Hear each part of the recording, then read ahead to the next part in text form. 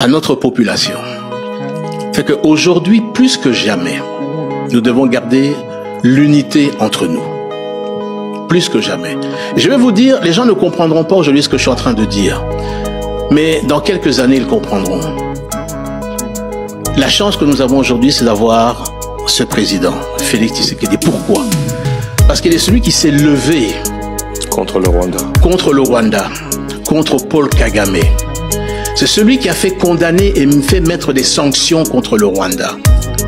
Et c'est celui qui est en train d'arracher cette indépendance, cette colonie dans laquelle on nous avait mis et réduit ce peuple à l'état d'esclavage. Les générations futures reconnaîtront son passage à la tête de ce pays. Bonjour, bonsoir, ça dépend de l'heure auquel vous nous suivez. Merci pour la confiance, Bandeko. Merci partout vos alliés. Zambia sunga pa batela bino. Boyebi que na kana sengo makasi so na yebi que to solo l'ensemble. So na yebi que entre ngana bino dialogue kozala. Ndelo epesa nga vraiment esengo bandeko. To kutane lisusu lelo na ngolo Nzambi.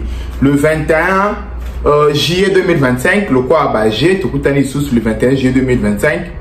Bandeko nanga le 21 juillet 2025 to solo makambunini. Le 21 juillet 2025, to solo makambotali Congo. Mais avant la banda, na bossa nous remercier te bandeko nyonso ba okanisa biso surtout na ba $2 na bango. En tout cas, merci mingi bandeko. Kanyot na biso eza komata muke na bokasi. Ya funa makasi ya fourmi na ebi que avec aide na bino ekosimba congolais kozalaka congolais ya koya koloba te. Kobenga e nyonso te. Au moins, on a 5 fois la journée. Dès qu'on a un balobi boy, yo lobi nini. Mais à la paix congolais, so ba o senga aide, to soutenir chaîne, to soutenir l'effort de guerre. OP ça to ça la bitumba. Et ça très important bandeko. Donc côté wana merci la bandeko nyonso, baza pour faire preuve. Il y a aide na bango, il y a soutien na bango, na ba OP, baza pour aider biso na bandenge mususu merci na bino na ba prière, na ba conseil. Tout ça, ça fait partie aussi à soutien à la chaîne. Donc, partager la vidéo, ça fait partie à soutien à la chaîne. Merci Mingi, Bandeko Afrique du Sud surtout, malgré que Tissiko, Bandeko Afrique du Sud, Bali moins la circulation, mais n'a pas appel, n'a pas appel, il y a Bandeko Afrique du Sud, Koleka. Koleka Batutu, au refund d'abord 10 personnes, Babengio. Dans le journal, Robin a 3-4 fois. Ndeko Nangaï, il faut tout ça la boy, il faut le bien la boy, répondre à Moutou boy. Maintenant, on commence à va te soutenir la chaîne. Donc cela veut dire que to soutenir chaîne na biso ozala ilo komala mbandiko lelo to la muki ndenge nini to la muki na agitation comme d'habitude mwandambu ya 10 jours to mi pesa ki tozo observer en biso nyonso parce que on va dire que a daté la signature et accord et signama qui le 19 juillet si le 29 juillet mon tuto a observé cesser le feu. Mututu a s'abstenir dans le discours de haine. Mututu a s'abstenir dans l'acte qui peut causer problème. Tu as observé, ce que tu as observé maintenant dans l'autre 10 jours, tu as en œuvre un accord. Mais Bandeko, les lots de fan d'abord, Laurent Saye, à l'obi bilobela comme d'habitude, Batimisous va comme le babilobela dans la 6 mois. À Twitter, il est là. Tu as la Twitter il y a 6 mois, Zolobake. Ni par les armes, ni par un accord ou par les négociations, je ne sais pas la logique ni makambo. Mais dans l'information, je suis en train de négociation. Bazako senga mbongo. Bandeko, il paraît Bazako senga plus de 100 millions de dollars pour bâtir la ville wana. Nabiboy, il paraît Bazako senga plus de 100 millions de dollars pour bâtir la ville wana. Et comme compensation, les militaires na FRDC. Des conditions na poser. Wana na ba information toza na ngo bandeko ngai. Donc, ba bomisi ba tout ba sala union so ba ko sala, prix na ngweza na 100 millions de dollars. C'est ça les Congolais, c'est ça. C'est ça les Congolais. Donc c'est comme ça bandeko. On a en ce moment que le gouvernement congolais Azala Maïli parce que surtout le président Félix Antoine Tshisekedi Azala Maïli. L'histoire nous renseigne que après avoir signé un accord à Arusha, à Biarimana Bazako Zonga à quelques jours, Kagame Boma Biarimana.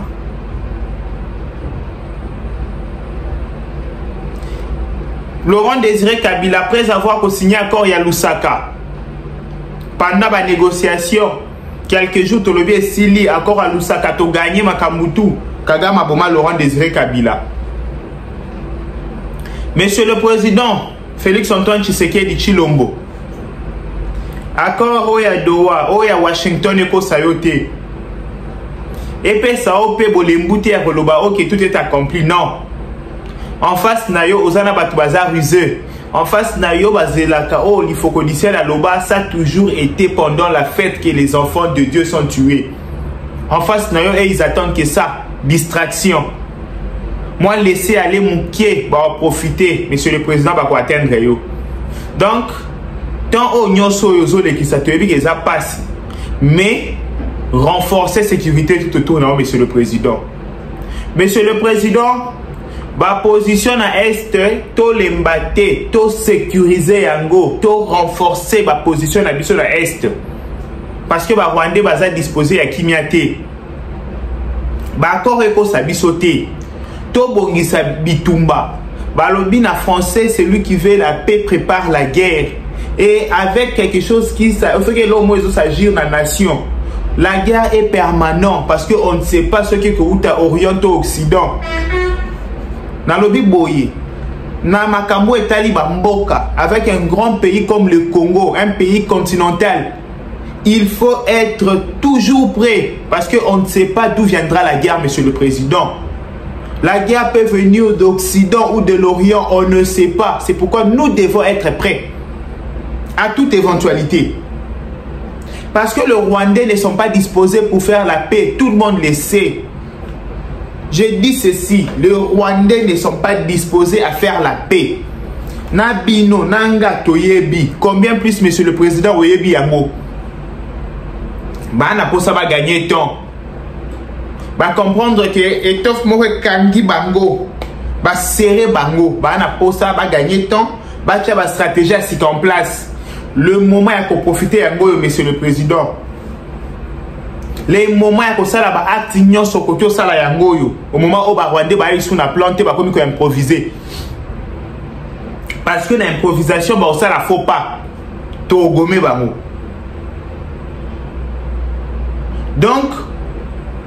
le gouvernement de la République va renforcer la sécurité, la partie défense, va mener l'attaque. Wazalendo, pour respecter cesser les fêtés. Cesser les faits entre le gouvernement congolais et M23. Partir sur le moment où on récupère, en ce moment récupérer le gouvernement n'aime pas respecter cesser le feu. Gam na lobby.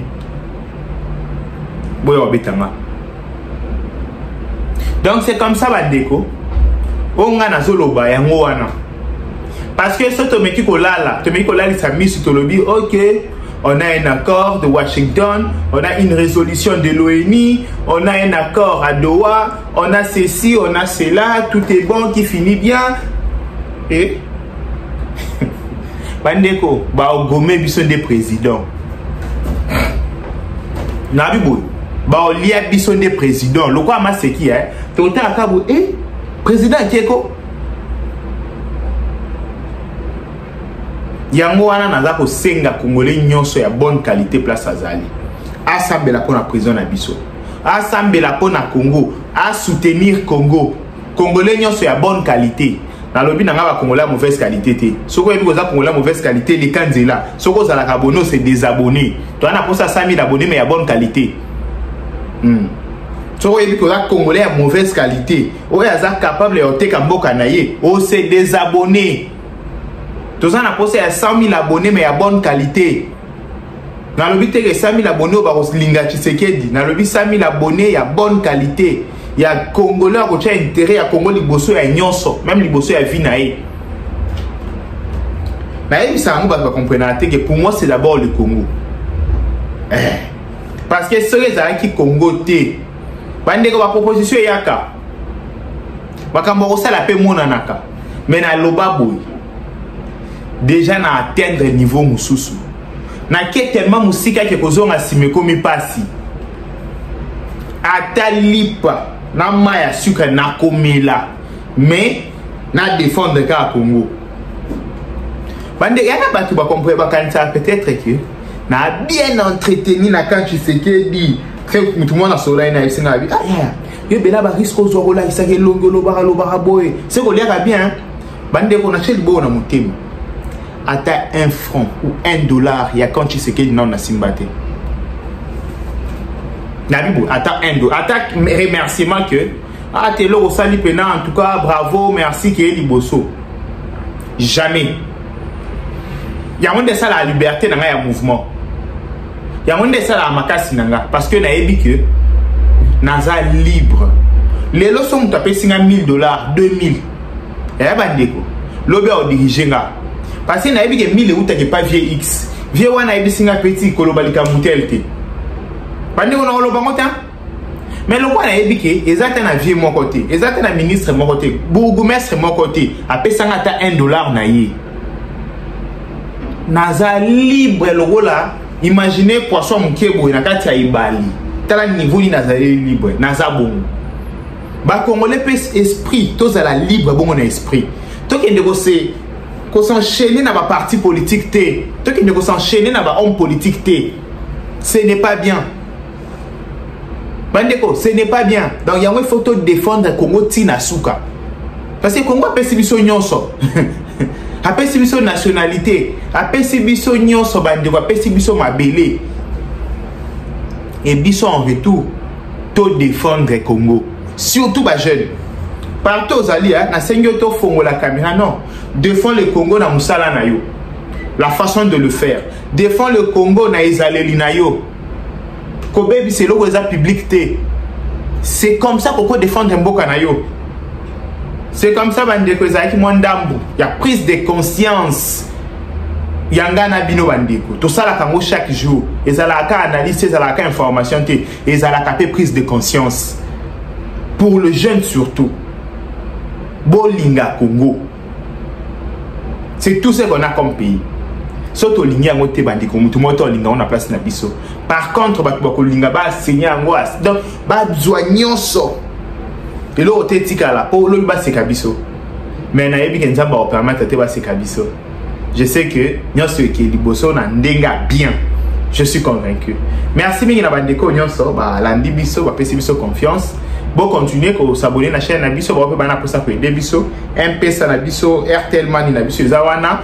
PayPal na biso ezawana bo aider biso to ça nango vraiment pour ça na nyonso mona nango bandiko vraiment bo aider biso on en a vraiment besoin na ko c'est nous tout mais on en a vraiment besoin c'est vraiment urgent aidez-nous ça sera une bonne chose na lancer cagnotte merci beaucoup mbote bandiko na yoki kolela na bino par rapport ya bandiko nyonso bazana pour ça basala ba achat na bango na Turquie na yeli bino le solution avec bilele.com. Bilele.com ezali boutique dans Istanbul, ils ont aidé partout partout dans le monde. Oignon sozana pour ça somba costume, robe à mariage, bilamba, basapatu, basak à partir de Istanbul. À contacter bilele.com na numéro oyoyo topé na adresse mail na topé na ba page na nyo sona cheli bino bandeko akola kisabino ba modalité nini ya transfert partout aux ali na monde et wane silité oignon sont recontacter bilele.com avec comme code promo Tosha TV azalina 10% ya réduction bandeko bo melate pa question les cas qui mingi to kosomba biloko na Istanbul ndenge nini et debiso en tout cas yango boyebi ke na lukila rabino toujours ba aide na elibino bilele.com contacter na numéro yo pour na ba achat na yo nyonso et pas na ezali rapidité donc partout zali na monde na délai moko ya mokuse kozali na bakoli na yo nyonso na rapidité nyonso avec bilele.com kolata na facilité.